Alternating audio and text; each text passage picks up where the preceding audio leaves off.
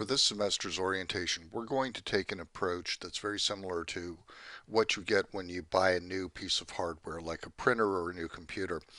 You know, when you open that brand new box and you look inside, right on top, there's usually a quick start menu, kind of a jump start right out of the box, how to get going the quickest way possible. We know that eventually you'll read all the instructions, so to manufacturers, but right now we want to let you get into the most important things. And naturally for students, the most important thing is, what is my classroom going to look like? So we're going to go up here to http://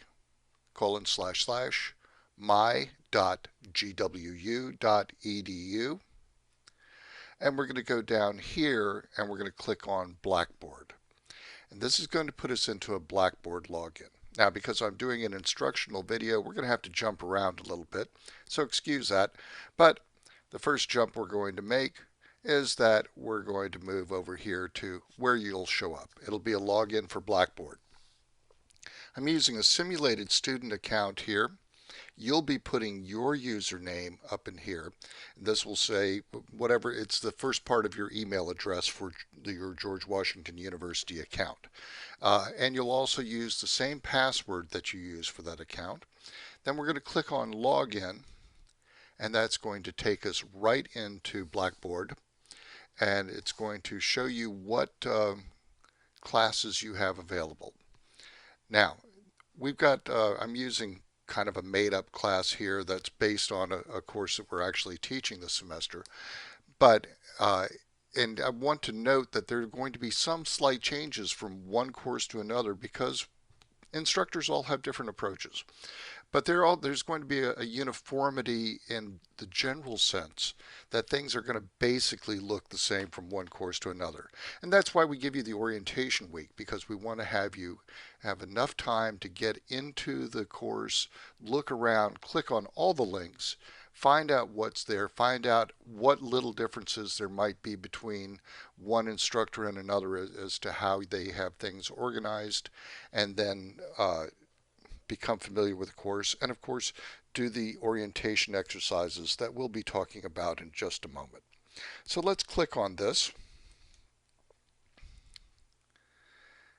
and this is going to take us into a simulated course. The menu over on the left, all of these are active links. If you scroll down and you click on these, they'll take you to different places. We have these organized in what should be generally the most often used items, so that the things that you're going to want to see first are toward the top, and then things that you'll become more familiar with and use on a day-to-day basis go further down. So I point out that there'll be announcements. These are going to be things such as the grades are available, welcome to the course, whatever. But there'll be current announcements. There'll be things that'll be telling you what's going on right at the moment. The next thing is the syllabus. We all know what a syllabus is. But the syllabus can be either in one document or it can be set up in different types, different parts of the document.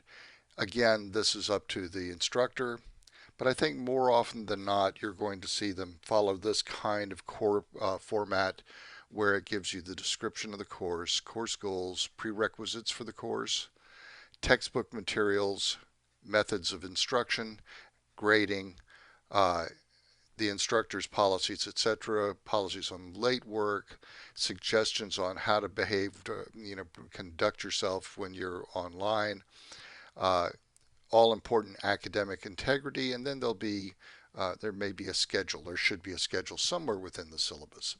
So those will be common items to see. Content.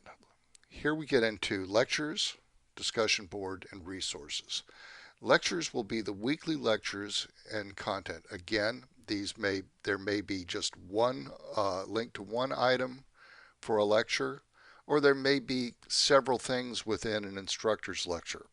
It depends on the instructor's preferences on how they want to organize their course. But this would be a generally pretty typical thing.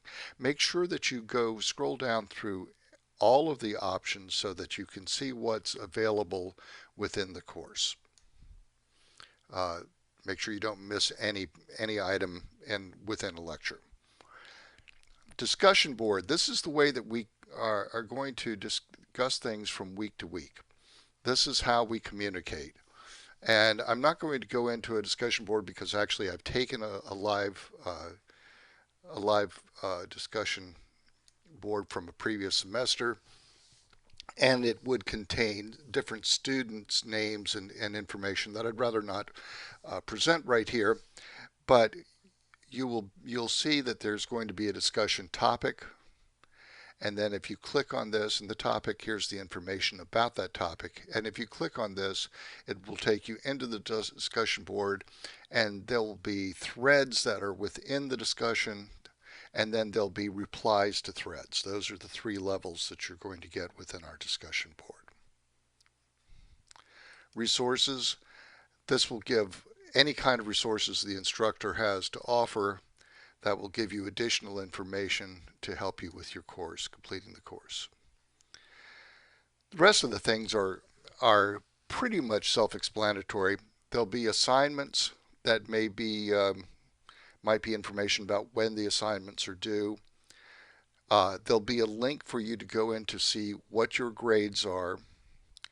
There may or may not be a link for testing. There will be a link for program contacts that will tell you who to get in touch with for what.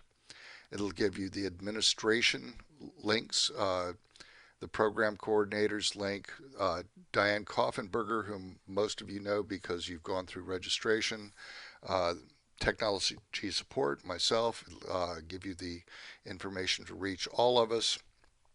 This is an old faculty link that gives people who may not be teaching this semester, may not be correct for this semester, but it will give you a list of who the instructors are, what the course numbers are that they teach. If there's a section leader, it will show the section leader.